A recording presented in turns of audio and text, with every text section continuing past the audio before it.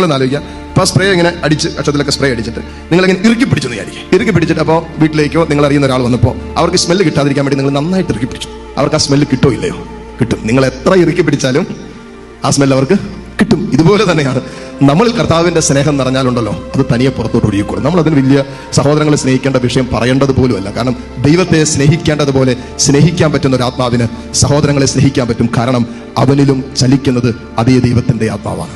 സ്വർഗം നമ്മൾ നോക്കുമ്പോഴല്ലോ, നമ്മുടെ ശരീരത്തിലേക്കല്ല കർത്താവ് നോക്കുന്നത്, ശരീരത്തിന്റെ കളറോ നിറവോ അല്ല കർത്താവ് നോക്കുന്നത്. യാക്കോബ് ശ്ലീഹ പറയുന്നത് അറിയോ? അവന്റെ ആത്മാവിനെ കർത്താവ് അസൂയയോടെ അഭിലഷിക്കുന്നു. എന്റെ ആത്മാവിൽ ആ ദൈവസ്നേഹത്തിന് അനുഭവം ഉണ്ടാകുമ്പോൾ എന്റെ നോട്ടവും കർത്താവിന്റെ നോട്ടം പോലെയാകും. എന്റെ കണ്ണുകൾ കർത്താവിന്റെ കണ്ണുകൾ പോലെയാകും.